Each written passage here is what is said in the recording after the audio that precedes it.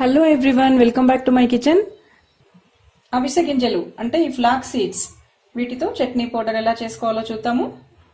ఈ పౌడరు దోశ ఇడ్లీలతో తినడానికి బాగుంటుంది.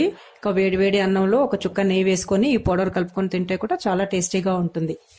అవిసె గింజలు అంటే ఈ ఫ్లాక్ సీడ్స్, వీటిలో ఒమేగా 3 ఫ్యాటీ యాసిడ్స్ పుష్కలంగా ఉన్నాయి. వెజిటేరియన్స్కి ఈ గింజలు ఈ ఒమేగా 3 ఫ్యాటీ యాసిడ్స్కి ఒక మంచి సోర్స్. ఈ గింజల్లో డైటరీ ఫైబర్ చాలా ఎక్కువగా ఉంటుంది. సో ఈ డైజెషన్కి సంబంధించిన ప్రాబ్లమ్స్ ఏమైనా ఉంటే వాటిని తగ్గించడంలో ఈ గింజలు బాగా హెల్ప్ చేస్తాయి. వీటిని రెగ్యులర్గా తీసుకుంటే గుండెకి చాలా మంచిది.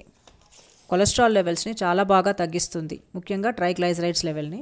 హై బీపీని కంట్రోల్లో పెడుతుంది, ఇంకా బ్లడ్ షుగర్ లెవెల్స్ని తగ్గిస్తుంది. ఈ గింజలకి కొన్ని రకాల క్యాన్సర్స్ని నివారించే శక్తి ఉంది. హార్మోనల్ ఇంబ్యాలెన్స్ని తగ్గిస్తుంది, జాయింట్ పెయిన్స్కి చాలా హెల్ప్ చేస్తుంది.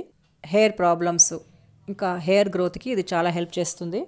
ఇంకా స్కిన్ ప్రాబ్లమ్స్, ఈ కొన్ని రకాల చర్మ వ్యాధులు ఉంటాయి కదండి, వాటన్నిటినీ తగ్గించడంలో ఈ గింజలు చాలా బాగా హెల్ప్ చేస్తాయి. ఇంకా చాలా ఉన్నాయండి హెల్త్ బెనిఫిట్స్. కొన్ని ఇంపార్టెంట్ పాయింట్స్ మాత్రం ఇక్కడ నేను చెప్పాను. ఈ అవిసె గింజల్ని మనం రెగ్యులర్గా మన డైట్లో ఇంక్లూడ్ చేసుకోవడానికి ట్రై చేయాలి. ఈరోజు ఈ గింజలతో చట్నీ పౌడరు అంటే కారం పొడి ఎలా చేసుకోవాలో చూపిస్తాను. ఇక్కడ ఇంకో విషయం కూడా చెప్పాలి. హెల్త్కి మంచిది కదా అనేసి ఈ ఫ్లాక్ సీడ్ని ఎక్కువ క్వాంటిటీస్లో తీసుకోకూడదండి. రోజుకి 1 or 1.5 spoon of flax seed powder సరిపోతుందండి. ఈ ఫ్లాక్ సీడ్స్ని పౌడర్ చేసుకొని ఎలా స్టోర్ చేసుకొని యూస్ చేసుకోవచ్చో నేను ఇంకొక వీడియోలో చూపిస్తాను.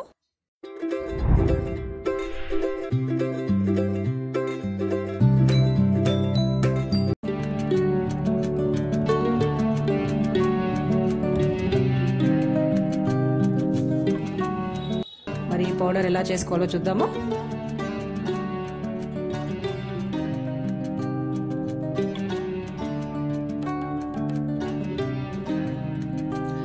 అవిసె గింజలు ఫ్లాక్ సీడ్స్ అరకప్పు, శనగపప్పు అరకప్పు, మినప్పప్పు పావు కప్పు, ఎండు కొబ్బరి తురుము అరకప్పు, ఎండుమిరపకాయలు ఇక్కడ నేను 12 తీసుకున్నాను. ఈ పౌడర్ ఎంత స్పైసీగా కావాలో మీ టేస్ట్కి తగ్గట్టుగా మీరు మిరపకాయలు తీసుకోవచ్చు. చిన్న విసిరికాయ సైజులో చింతపండు, 2 స్పూన్లు జీలకర్ర, కొద్దిగా కరివేపాకు, 1 టేబుల్ స్పూను బెల్లం, 1 పావు స్పూన్ ఇంగువ.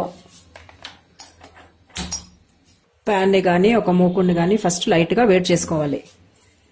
లైట్గా వేడెక్కిన తర్వాత ఫస్ట్ ఈ అవిసె గింజలు వేసి వేయించుకోవాలి. స్టవ్ పూర్తిగా సిమ్లో పెట్టి వేయించుకోవాలండి.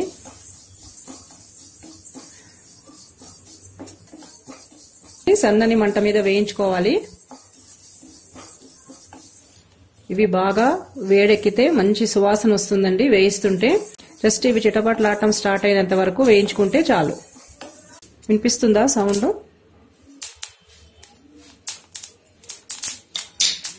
ఇప్పుడు దీన్ని ఇంకొక ప్లేట్లో మార్చేసుకోవాలి. అదే మూకుడులో నూనె లేకుండా శనగపప్పును కూడా వేయించుకోవాలి. శనగపప్పుతో పాటు మినపప్పు కూడా కలిపి వేయించేసుకోవాలి. ఇలా సన్నని మంట మీద వేయించుకుంటే పౌడర్లో మంచి ఫ్లేవర్ ఉంటుంది. అదే ఎక్కువ ఫ్లేమ్లో వేయించేసుకున్నామంటే ఫస్ట్ అన్ఈవన్గా ఫ్రై అవుతాయి. ఇంకోటి కొన్ని మాడిపోగలవు కూడా. ఇప్పుడు పౌడర్లో టేస్ట్ ఉండదు అసలు. ఈరోజు ఈ ఇనుప మూకుడులో వేయిస్తున్నాను. ఇవన్నీ చాలా తొందరగా వేడెక్కిపోతుంది, ప్లస్ హీట్ కూడా చాలాసేపు రీటైన్ అవుతుంది. ఏ ప్యాన్లో నాన్ స్టిక్ అయినా స్టీల్ అయినా లేకపోతే ఇలాగే ఐరన్ దానిలో చేసుకున్నా కూడా సిమ్లో పెట్టి వేయించుకోండి. చూసారా, ఈ పప్పులన్నీ గోల్డెన్ కలర్లోకి వచ్చాయి.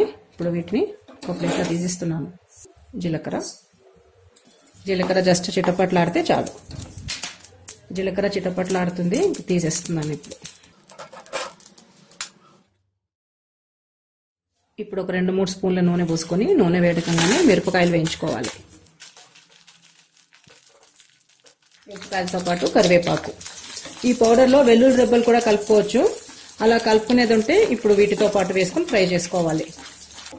ఈ మిరపకాయలు కరివేపాకుని బాగా క్రిస్పీగా వేయించుకోవాలి.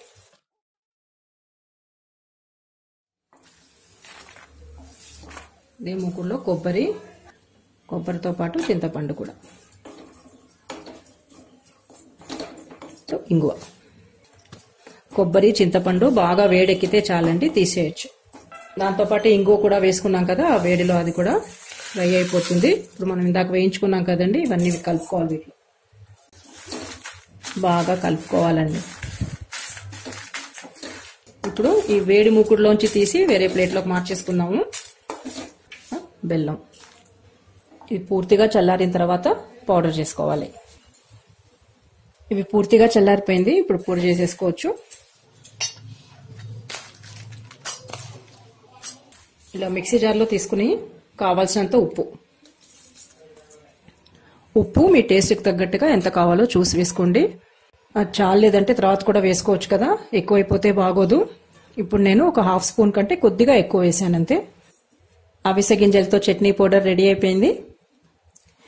ఈ పౌడర్ని మరీ నైస్గా కాకుండా కొద్దిగా గరగరలాడుతూ ఉన్నప్పుడే తీసేయాలండి. ఎందుకంటే ఫ్లాక్స్ సీడ్లో నూనె ఉంటుంది కదా, సో మనం ఎక్కువసేపు కనుక మిక్సీ పట్టిస్తే ఆ వేడికి ఆ గింజల్లోంచి నూనె బయటకు వచ్చేస్తుంది. ఈ చట్నీ పౌడర్ ఎక్కువ కాలం నిల్వ ఉండాలి అంటే ఎయిర్ టైట్ బాటిల్లో వేసి ఫ్రిడ్జ్ లో పెట్టుకోవచ్చు, లేదా బయట షెల్ఫ్ లోనే పెట్టుకోదలిస్తే ఒక 3 to 4 వీక్స్ వరకు వాడుకోవచ్చు. ఈ చట్నీ పౌడర్ వీడియో మీకు నచ్చితే లైక్ చేయండి, షేర్ చేయండి. కొత్తగా మా ఛానల్ ని చూస్తున్న వాళ్ళైతే ఈ వీడియో కింద ఒక రెడ్ సబ్స్క్రైబ్ బటన్ ఉంటుంది, దాన్ని క్లిక్ చేసి ప్లీజ్ మా ఛానల్ ని సబ్స్క్రైబ్ చేయండి. పక్కనే ఒక బెల్ ఐకాన్ ఉంది, దాన్ని కూడా ట్యాప్ చేయండి.